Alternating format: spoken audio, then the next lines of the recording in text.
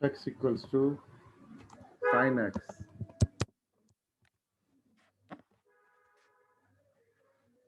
and g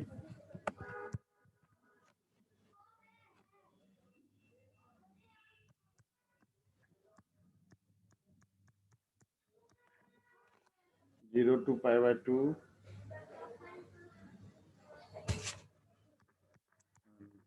it is for r, the real number, given by gx equals to cos x,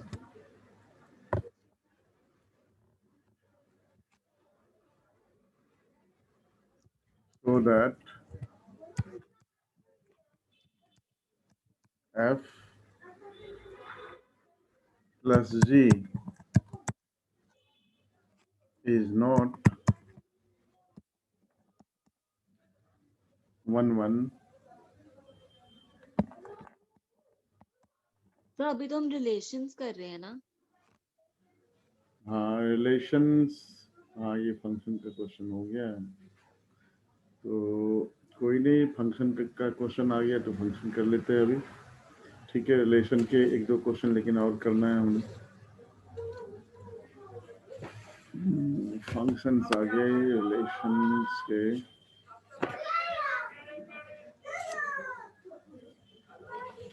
ठीक है, इस question को कर लेते हैं। ठीक है ना, 1 1 but F and G F G both are 1 1। 1 1 function क्या होता है, ये राइटिंग समझ में नहीं आ रही होगी, थोड़ी तकलीफ हो रही है अभी भी। परसों आप लोगों की कैंसिल जो हुई थी क्लास, वो एक खास रीजन था, जस्ट बिफोर द क्लास, इसलिए life is full of you know, कुछ कह नहीं सकते कि क्या होगा। इशिता का मैसेज आया है, ओके। परसों आप लोगों की क्लास के लिए मैं बेड से उठ रहा था, at the same time I got, थोड़ा चक्कर आया और फेंट हो गया, बेहोश हो गया। ये लगभग 2 3 मिनट 5 मिनट तक मैं बेहोश रहा, and I was unaware of that the fact कि वो मैं बेहोश पड़ा हूँ। एंड देन कुछ टेस्ट वगैरह हुए, हॉस्पिटलाइज होना था बट हॉस्पिटलाइज नहीं हुआ, हॉस्पिटलाइज की जरूरत नहीं पड़ेगी, टेस्ट रिजल्ट्स आ गए। हार्ट अटैक की संभावना बता रहा था, लेकिन ऐसा कुछ नहीं है, नथिंग लाइक दैट। ठीक है, इस वजह से आप लोगों की कैंसिल हुई थी।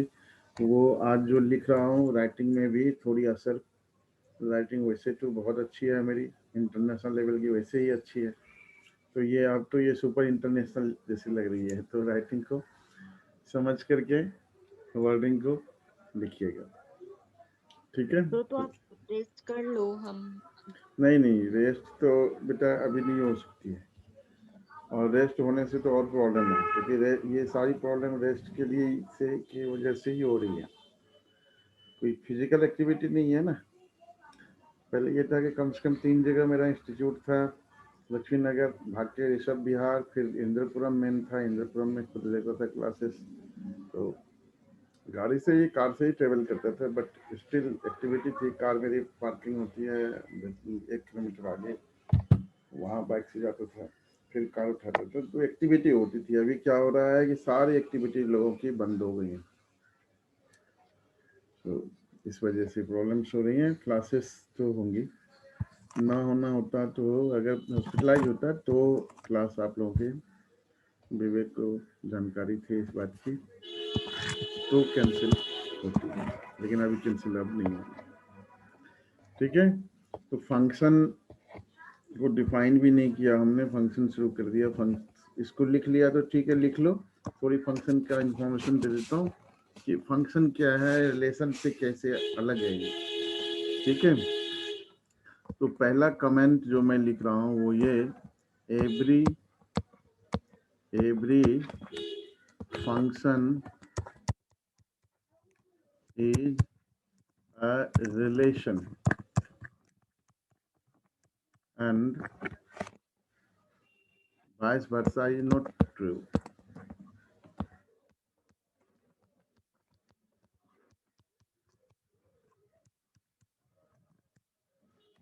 every function is a relation, but every relation is not a function. ये ध्यान रखना है पहली चीज। दूसरी चीज, अगर मान लो एफ एक्स एक फंक्शन है, F X equals to X square plus 2, ये फंक्शन है, ठीक है। सेट ए में एक्स की वैल्यू और सेट बी जो है वो एक्स की वैल्यू।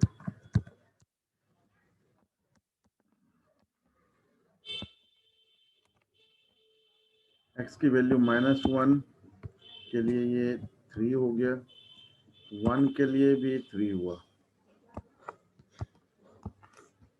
ठीक है। -2 के लिए 6 और 2 के लिए भी 6। We see that, however, the element in set A has unique image in set B, ठीक है। प्री इमेज मोर देन 1 हो सकते हैं, बट इमेज जो है वो एक ही होना चाहिए, यूनिक होना चाहिए। अगर यूनिक इमेज है तभी हम उसको फंक्शन कहेंगे, अदरवाइज फंक्शन नहीं कहेंगे। अगर इस तरह से आर सेट है 1 2 1 11 2 2 2 3, इस तरह से ये, तो ये रिलेशन तो जरूर है लेकिन फंक्शन नहीं है। क्यों?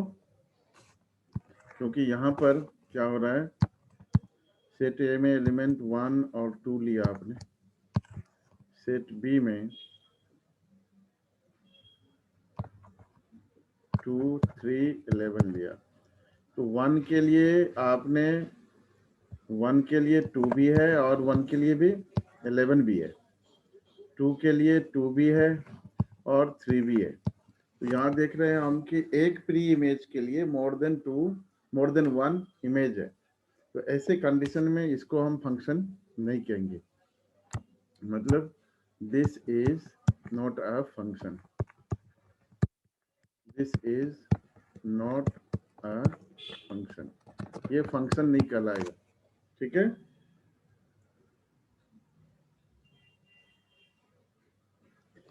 अब आगे पढ़ते हैं कि टाइप ऑफ फंक्शन और कैसे होते हैं ये types of function.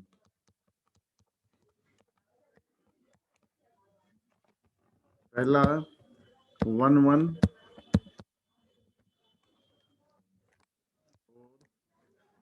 Injective function,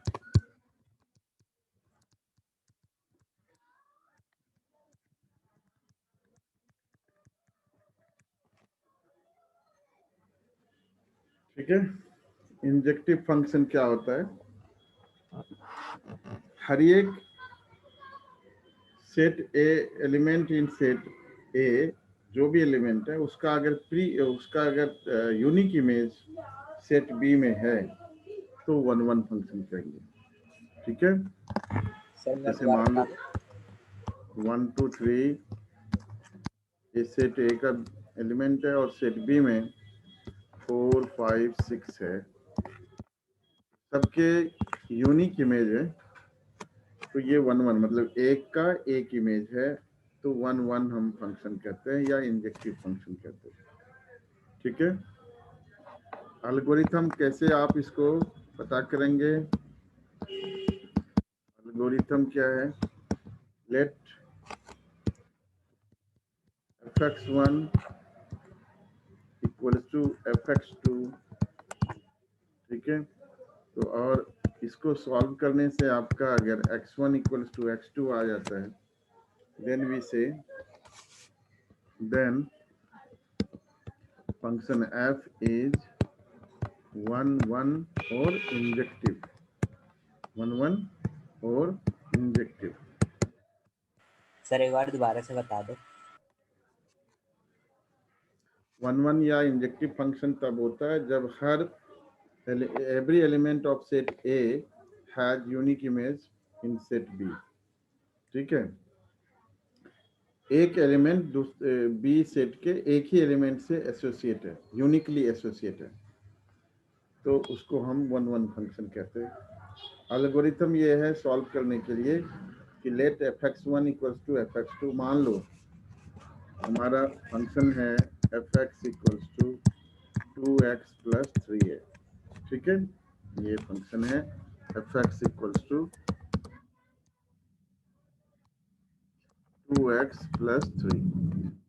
क्या करते हैं, late fx1 equals to fx2, क्या लिखेंगे, 2x1 plus 3 equals to 2x2 plus 3। 3 cancel हो जाएगा, एक तरफ लेते हैं और 2x1 minus x2 equals to 0, और यहाँ से x1 इक्वल्स टू x2 आ गया, ठीक है। तो हम कहेंगे hence fx is 1 1 फंक्शन और इंजेक्टिव फंक्शन,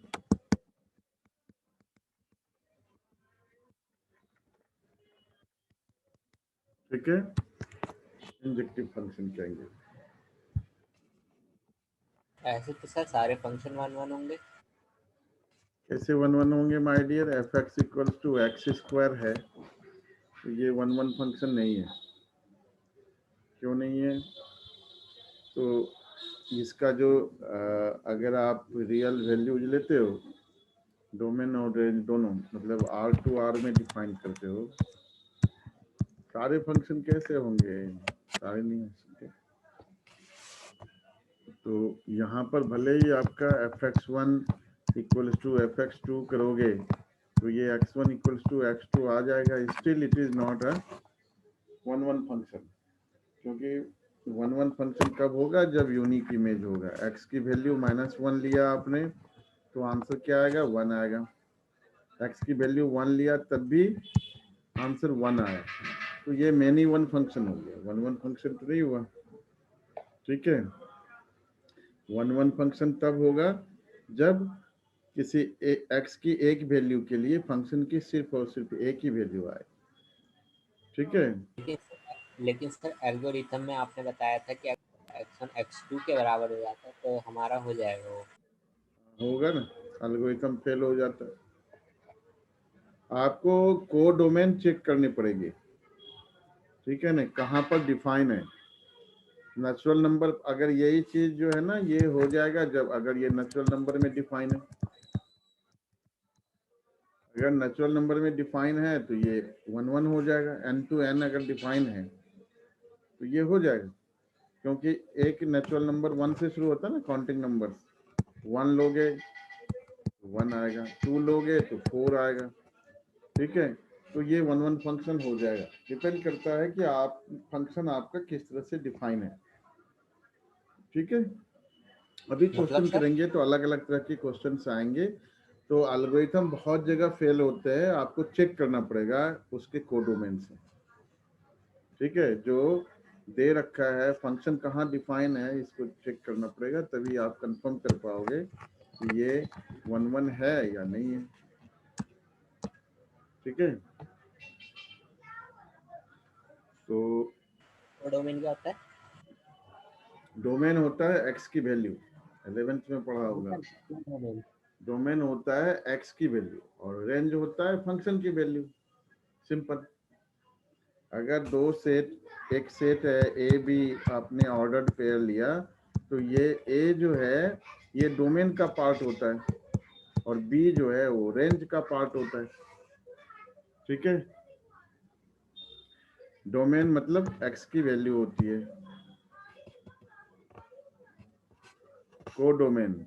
कोडोमेन ऐसा समझ लो कि यूनिवर्सल सेट है जिसमें से सारे एलिमेंट्स लिए गए, इस तरह से समझ लो। पिछली क्लास में बताया भी था कि रेंज जो है वो कोडोमेन का सबसेट होता है। Range is subset of codomain.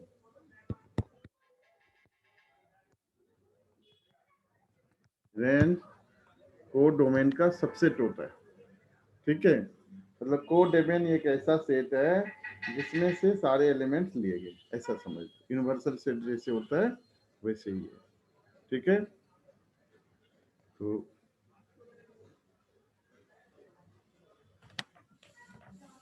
एक क्वेश्चन और,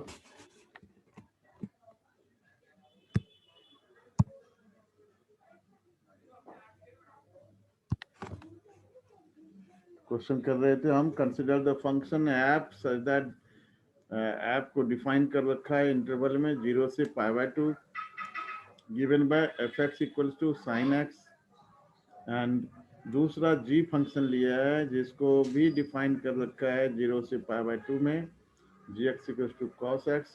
आपको प्रूव करना है कि f and g are 1 1, but f plus g जो है वो 1 1 नहीं है। ठीक है,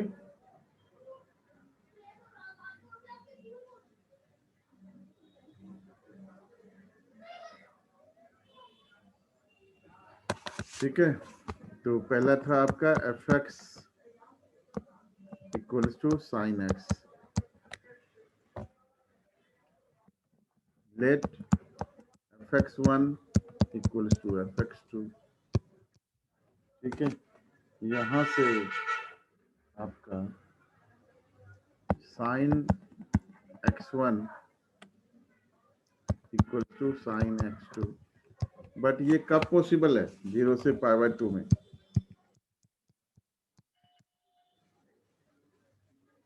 x बिलोंग्स टू 0 to π/2, ये पॉसिबल है only when x1 equals to x2।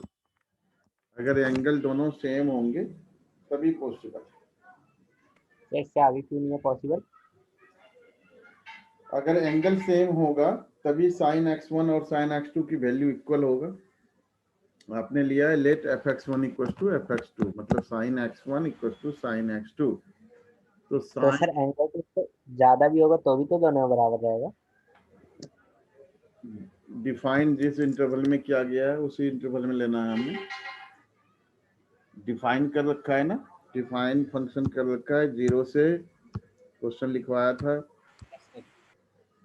0 से π/2 में डिफाइन कर रखा है फंक्शन को, उससे आगे नहीं लेना है हमने। ठीक है, तो ये तभी पॉसिबल होगा जब दोनों एंगल सेम होंगे, x1 इक्वल्स टू x2। इसका मतलब क्या हुआ? which means f is 1 1। ठीक है, अब cos x के लिए ले लो, gx equals to cos x है। यहाँ पर भी x जो है वो डिफाइन है 0 से π/2 में। तो लेट gx1 gx2, तो सर यहाँ पे ओपन ब्रैकेट और क्लोज ब्रैकेट से कोई डिफरेंस नहीं होता ना सर? बेटा यहाँ पे ओपन और क्लोज से डिफरेंस जो है क्यों नहीं होगा? डिफरेंस होगा, लेकिन यहाँ पर्टिकुलर केस में डिफरेंस नहीं हो रहा, क्योंकि हम 0 से π/2 ले रहे हैं। 0 को इंक्लूड करेंगे तब भी, नहीं इंक्लूड करेंगे तब भी, ये इसके रिजल्ट में कोई अंतर नहीं आएगा। तो cos x1 equals to cos x2, which is possible only when x1 equals to x2। ठीक है, तो g is also 1 1। अब हमने देखना है कि f प्लस जी 1 1 फंक्शन होता है या नहीं है। ठीक है, तो f प्लस जी एक्स क्या लिखेंगे? f(x) प्लस जी एक्स। ये आपका हो गया f(x) है sin x और gx है cos x, तो ये आपका हो गया sin x plus cos x हो गया। ठीक है, और अगर हम 0 से π/2 में चेक करें तो लोअर वैल्यू जो एक्सट्रीम वैल्यू जो है उसको लेकर के चेक करते हैं जरा। तो अगर हम 0 लेते हैं, x की वैल्यू अगर हम 0 लेते हैं तो f plus G 0 equals to sine 0 plus cos 0, तो इसकी वैल्यू हो गई आपकी 1। ठीक है, और अगर हम π/2 लेते हैं, ठीक है, तो F plus G pi by 2 लेते हैं, तो इससे हमारा वैल्यू क्या आता है, F pi by 2 plus G pi by 2, F pi by 2 हो गया आपका साइन पाई बाय 2 और cos pi by 2, which is 0 sorry 1 plus 0, ये आपका हो गया 1 प्लस 0। अब यहाँ देखो दो वैल्यू के लिए, 0 के लिए भी आपका क्या आ रहा है, 1 आ रहा है, और पाई बाय 2 के लिए भी 1 आ रहा है, तो ये 1 1 फंक्शन हो सकता है, नहीं नहीं सर। हो सकता है ना। दो प्री इमेज के लिए एक इमेज अगर आ रहा है तो ये 1 1 नहीं हो सकता, क्योंकि 0 पाई बाय 2 की इक्वल नहीं है, 0 does not equal to pi by 2, मतलब दोनों अलग अलग वैल्यूज हैं, और अलग अलग वैल्यूज के लिए जो फंक्शन की वैल्यू आ रही है वो सेम आ रही है, therefore F plus G is not 1 1। ठीक है, अभी ऑन टू भी पढ़ेंगे। तो सर बोलो बेटे। सर जैसे हमने ऊपर वाले को 1 1 प्रूफ करा, वैसे इसको नहीं कर सकते क्या? वैसे ही इसको भी किया ना, तो ये x1 इक्वल टू x2 इसको, अच्छा आप ये कह रहे हो कि सर इसको x1 और x2 लेकर के करें, तो यहाँ पर देखो x1 यस सर। लोगे साइन x1 और cos x1, दोनों की वैल्यू तो अलग होगी ना। तो हमने क्या किया, देखो ये जो चैप्टर है ना, ये लॉजिकल चैप्टर है, एक ही चीज कहीं पर वर्क कर सकती है, कहीं आपको एग्जांपल देकर के उसको एक्सप्लेन करना पड़ेगा। ठीक है, हम तो ले तो सकते हैं लेकिन क्लैरिटी नहीं आएगा। Sine x1 plus cos x1 equal to sine x2 plus cos x2, फिर एक तरफ लाओगे sine x1 minus sine x2 plus cos x1 minus cos x2, एक तो बहुत लेंथी जाता, ऊपर से आप फिर भी डिसाइड नहीं कर पाते कि वेदर इट इज 1 1 और नॉट, जनरल वैल्यू लेकर के। ठीक है, इसलिए हमने दो थ्रेशोल्ड मिनिमम और मैक्सिमम दो वैल्यूज लेकर के चेक कर लिया हमने। ठीक है, और उसमें देखा कि 0 पर भी 1 आ रहा है और पाई बाय 2 पर भी 1 आ रहा है फंक्शन की वैल्यू। तो अगर दो को डोमेन के लिए, सॉरी दो प्री इमेज के लिए एक सिंगल इमेज आ रहा है, तो इसका मतलब ये फंक्शन नहीं है।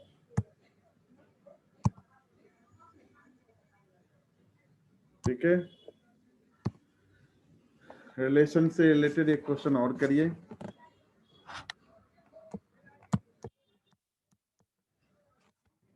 Late f such that mapping from x to y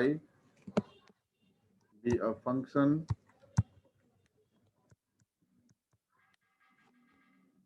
determine a relation R, determine a relation R on x given by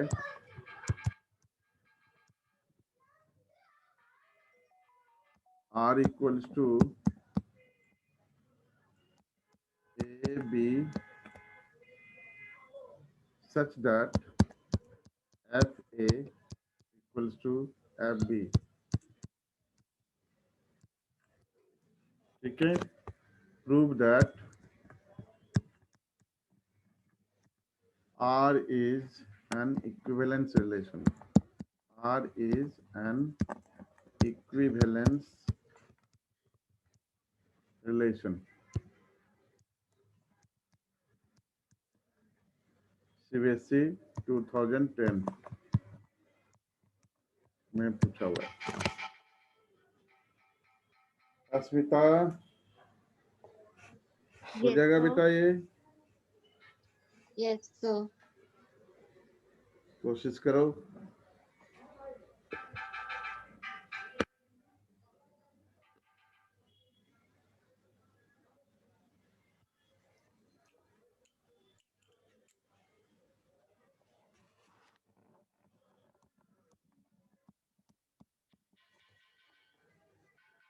तो इक्विवेलेंस रिलेशन के लिए क्या करना होता है, तो सबसे पहले विवेक इक्विवेलेंस के लिए आपको रिफ्लेक्सिव दिखाना होता है। रिफ्लेक्सिव में सेम एलिमेंट होते हैं, ठीक है।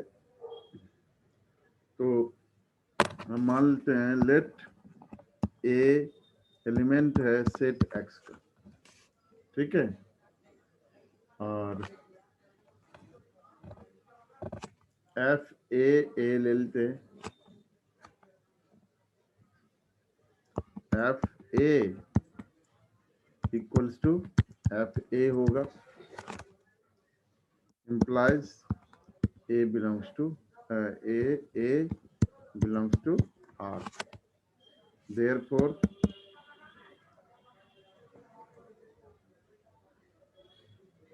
it is a reflexive. Sir एक बार क्वेश्चन का मतलब बता दो।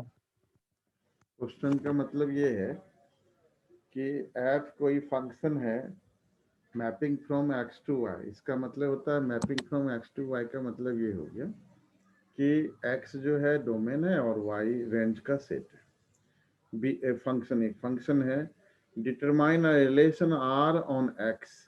r ऑन x का मतलब ये हो गया कि रिलेशन जो है वो किस सेट से बना हुआ है, किस सेट से लिया है, x से लिया है, ठीक है। Given by r equals to A B such that F A equals to F B. Prove that r is an equivalence relation. Equivalence relation होता है जबकि रिलेशन रिफ्लेक्सिव, सिमेट्रिक और ट्रांजिटिव तीनों होते हैं। रिफ्लेक्सिव एलिमेंट वो रिफ्लेक्सिव रिलेशन वो relations होते हैं जिसमें सेम टाइप ऑफ एलिमेंट हो, ए बी बी, 2 2, 3 3, 4 4, इस तरह के अगर एलिमेंट्स होते हैं तो वो रिफ्लेक्सिव एलिमेंट रिफ्लेक्सिव रिलेशन के कैटेगरी में आते हैं, वो रिफ्लेक्सिव रिलेशन की कैटेगरी में आते हैं, ठीक है। तो अगर सेम एलिमेंट नहीं होते हैं तो वो रिफ्लेक्सिव की कैटेगरी में नहीं आते। दूसरा होता है सिमेट्रिक। सिमेट्रिक में अगर ए बी रिलेशन है और बी ए भी रिलेशन का पार्ट होता है उल्टा, तो हम कहते हैं सिमेट्रिक रिलेशन है। और अगर A B B C relation का पार्ट है और ए सी भी रिलेशन का पार्ट आता है, रिलेशन में आता है, तो हम कहते हैं कि ये ट्रांजिटिव रिलेशन है। कहने का मतलब ये हो गया, ट्रांजिटिव रिलेशन में मान लो एक एलिमेंट है 1,2, दूसरा है 2,3 और तीसरा 1,3 भी एग्जिस्ट करता है, तो हम उसको ट्रांजिटिव रिलेशन कहते हैं। और तीनों अगर है तो वो इक्विवेलेंस रिलेशन का पार्ट होता है, ठीक है। अब सिमेट्रिक के लिए हम क्या करते हैं, let A B belongs to R, ठीक है। तो अगर ए बी रिलेशन है तो इसका मतलब ये सेटिस्फाई होगा F A equals to F B, ठीक है, ऐसा लिख सकते हैं। लेकिन F A equals to F B है तो इसका मतलब क्या हुआ कि F B equals to F A B है, ऐसे भी लिख सकते हैं आप, ठीक है। फंक्शन की वैल्यू ए रखने से जो आता है वही बी रखने से आता है, तो जो बी रखने से आता है वही ए रखने से आता है, तो इसको हम सिमेट्रिक कर सकते हैं। Therefore it is symmetric.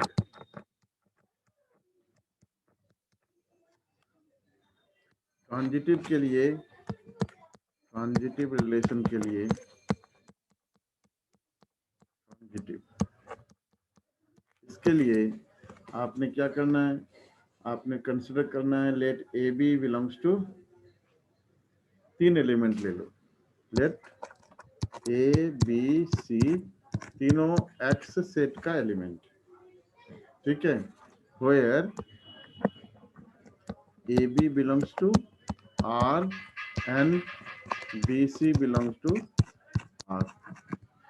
तो अगर ए बी रिलेशन का पार्ट है, इसका मतलब रिलेशन दिया डिफाइन किया है F A equals to F B, इस तरह से डिफाइन कर रखा है, तो वो लिखेंगे। और इसको लिखेंगे F B equals to F C, ठीक है, F A equals to F B equals to F C, ठीक है। विवेक की हाइट राम की हाइट के इक्वल है और राम की हाइट मोहन के इक्वल है, इसका मतलब विवेक और मोहन की हाइट तो इक्वल है, तो यहाँ से कंक्लूड कर सकते हैं कि F A equals to F C. But F A equals to F C है, इसका मतलब ए सी क्या है, रिलेशन एग्जिस्ट कर रहा है, therefore R is transitive, relation transitive भी है, और ये तीनों अगर है then we conclude that relation is reflexible, equivalence relation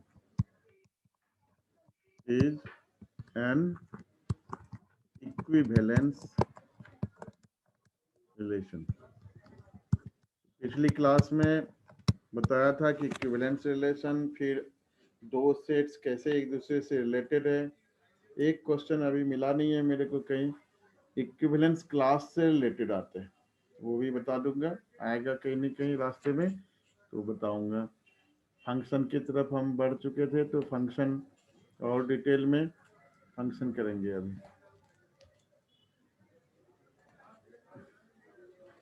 one function किया हमने, अब ऑन टू फंक्शन करेंगे। ऑन टू फंक्शन को डिफाइन करते हैं, ऑन टू फंक्शन को सर्जेक्टिव फंक्शन भी कहते हैं, ठीक है। ऑन टू फंक्शन को सर्जेक्टिव फंक्शन भी हम कहते हैं,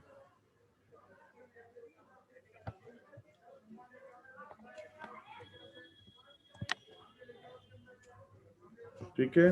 बीच में डिस्कनेक्ट हो सकता है तो कनेक्ट कर लीजिएगा, फिर से फटाफट ज्वाइन कर लेना है। तो on to function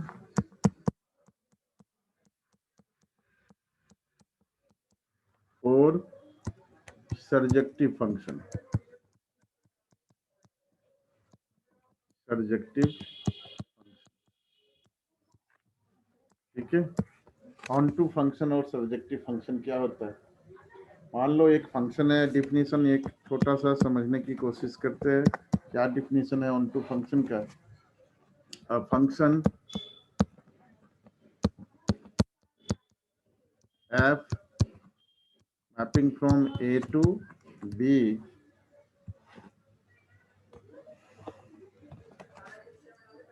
is onto is a surjective if every element of B, if every element of B is the F image of some element of A, is the F image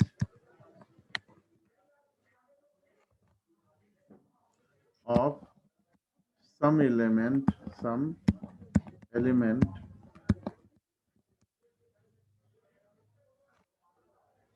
of A।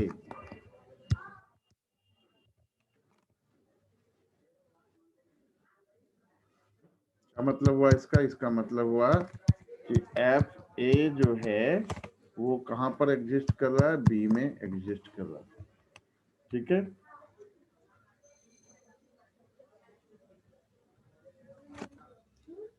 Also range of F range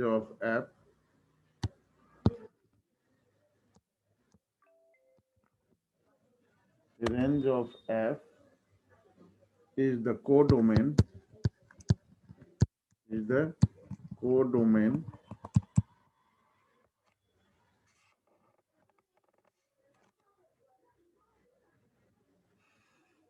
of F, ठीक है। तो इसको समझने की कोशिश करते हैं। Simple meaning ये है, ए बी दो सेट है मान, ठीक है।